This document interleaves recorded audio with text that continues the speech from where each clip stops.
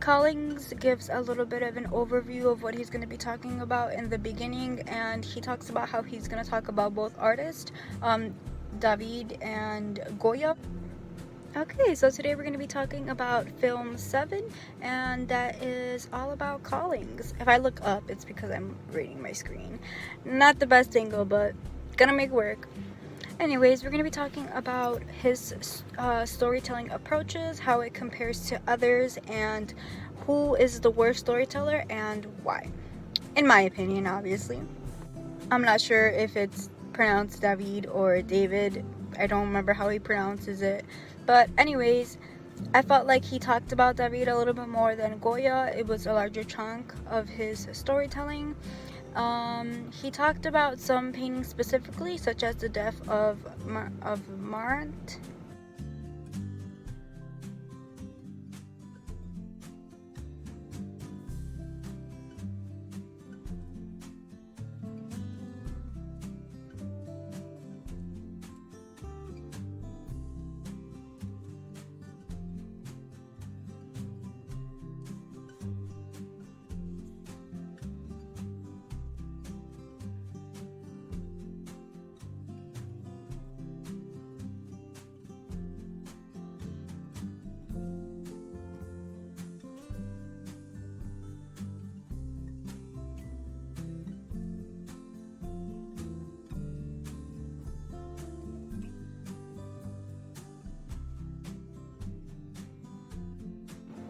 Collins just used both of these artists because they both show feelings in a different way, and Collins made it very clear that he's going to be talking about feelings in his overall documentary, so he just kind of connected both of these artists.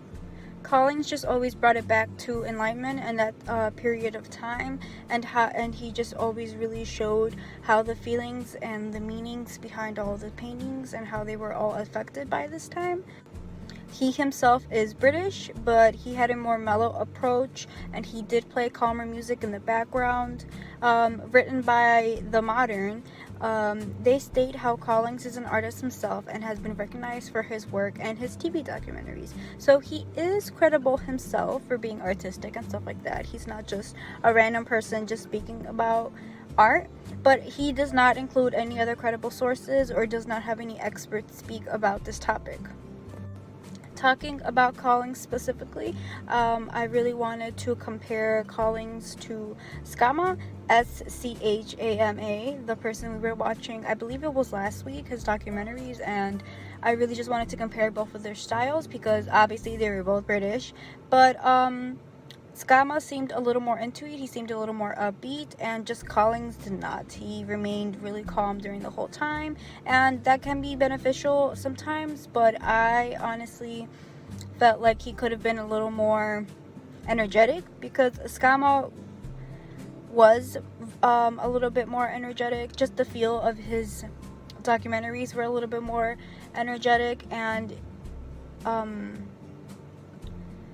Schama did have all the dramatic elements that he was able to use, and like last week we talked about dramatic lighting and theatrical reenactments, and Collings did not do any of that, and it would have probably been beneficial for him to use some of that just so it was a little bit more interesting, because Collings just did a lot of voiceovers, a lot of pictures, and you combine a lot of voiceovers with calm music and you just start to lose the interest of your audience, and that was honestly what was happening with me.